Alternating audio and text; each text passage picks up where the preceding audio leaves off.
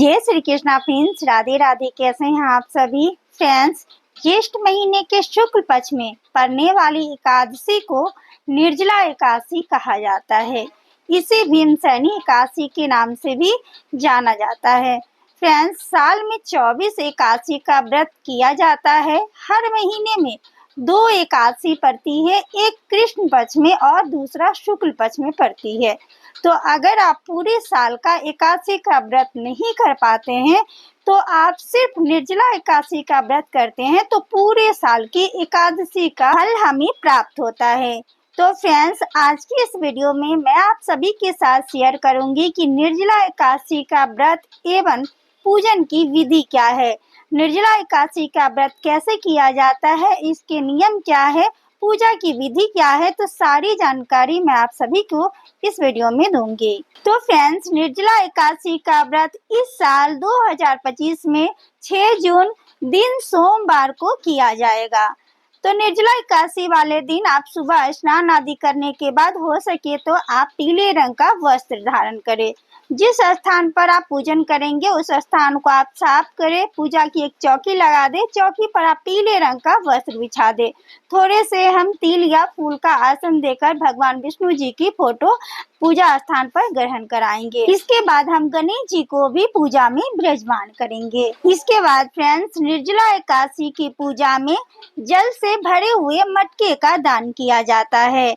निर्जला एकादशी का मतलब होता है निर्जल रहकर व्रत करना, यानी हमें 24 घंटे तक जल ग्रहण नहीं करने होते हैं, क्योंकि ये जो व्रत है वो सूर्य उदय के साथ ही शुरू हो जाता है और अगले दिन सूर्य उदय के साथ खत्म होता है। तब तक हमें जल ग्रहण भी नहीं करना होता है और खुद प्यासे रहकर हमें दूसरे को जल पिलाना होता है।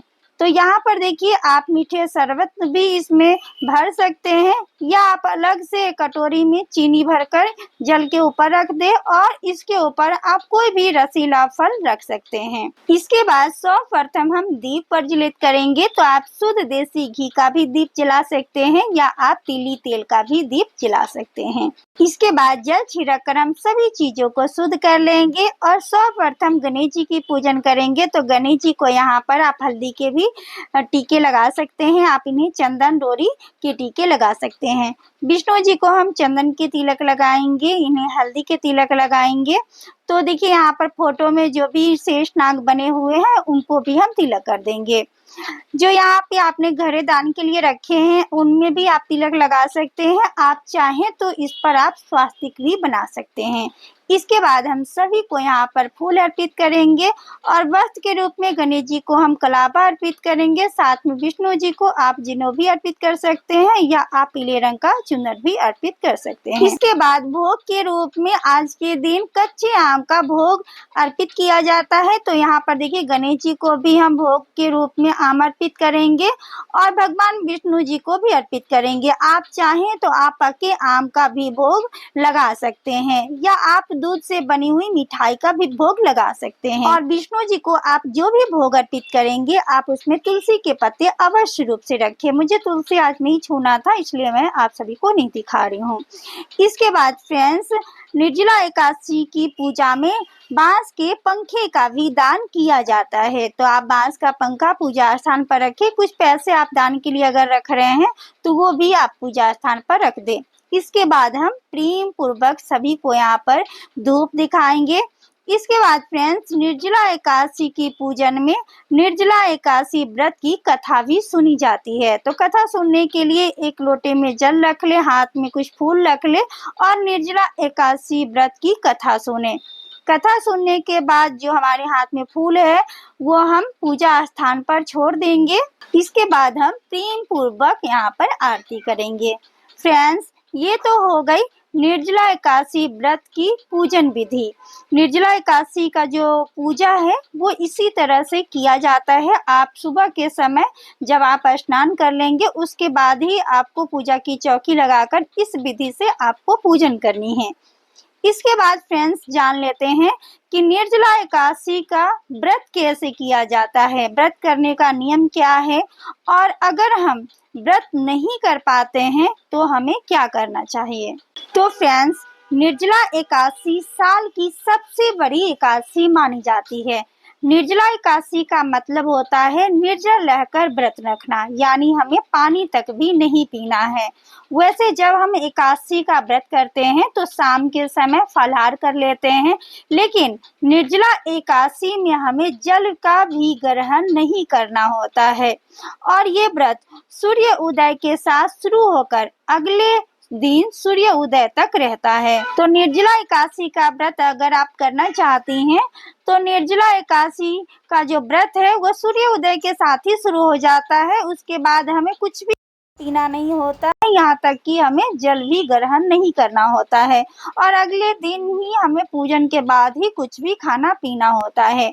और अगर आप इस तरह निर्जल होकर व्रत करती हैं तो ये सबसे उत्तम माना जाता है, क्योंकि निर्जला एकादशी का व्रत निर्जल होकर करने से ही हमें पूरे साल का एकादशी का फल प्राप्त होता है। लेकिन अगर आपको कोई हेल्थ प्रॉब्लम है और आप इस व्रत को करना चाहती हैं तब भी आप इस व्रत को कर सकती हैं।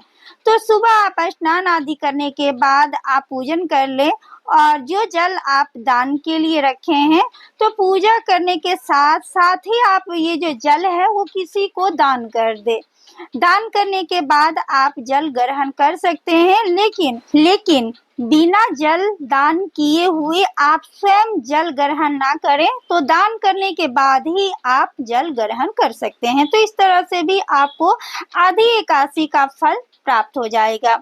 इसके बाद देखिए फ्रेंड्स, जब हम पूजन कर लेंगे तो पूजन के बाद जो जल से भरे मटके हैं, चीनी है, फल है, पंखे, जो पैसे हैं, ये हमें किसी पंडित जी को दान करनी होती है। अगर आपको पंडित जी ना मिले तो आप किसी जरूरतमंद इंसान को आप ये सब सामग्री दान कर सकते हैं। और जो पूजा में आप भोग प्रसाद चढ़ाए हैं वो आप अपने घर परिवार में प्रसाद के रूप में वितरण कर दे। इसके बाद पूजा की जो चौकी है वो अगले दिन ही हमको हटानी है, क्योंकि शाम के समय भी आपको दिया बाती दिखानी है और अगले दिन पूजा करने के बाद ही हमें पूजा की जो चौकी है वो हटाना होता है। तो इस तरह से निर्जला एकादशी का जो व्रत है और पूजन है वो किया जाता है। तो फ्रेंड्स, मैंने पूरी कोशिश की है कि आप लोगों को निर्जला एकादशी का व्रत और पूजन की संपूर्ण विधि अच्छे से आप लोगों को बता सकूं, लेकिन फिर भी अगर हमसे कोई भी ऐसी यहाँ पर मिस्टेक हो गई हो जो आप लोगों के समझ में नहीं आया हो तो आप हमें कमेंट के माध्यम से पूछ सकते हैं। आपके हर कमेंट का रिप्लाई मैं अवश्य रूप से दूंगी। और वीडियो को अगर आप लोग यहाँ तक देख चुके हैं तो वीडियो को आप लोग लाइक जरूर से कर दीजिएगा, क्योंकि वीडियो आप लोग पूरा देखते हैं लेकिन लाइक करना भूल जाते हैं। और फ्रेंड्स, कमेंट के माध्यम से ही हम एक दूसरे को जान पाते हैं और समझ पाते हैं कि आप लोग कहाँ से हैं और हमारी वीडियो को देख रहे हैं, और हमें बहुत खुशी होती है। इसीलिए आपके कमेंट का हमें भी बेसब्री से इंतजार होता है। तो फ्रेंड्स, अगर आप लोग इस वीडियो को यहाँ तक देख चुके हैं तो वीडियो को लाइक जरूर से कर दीजिएगा। मेरे चैनल पर पहली बार आए हैं तो मेरे चैनल को सब्सक्राइब कर लीजिएगा। वीडियो देखने के लिए और अपना समय देने के लिए आप सभी को दिल से धन्यवाद।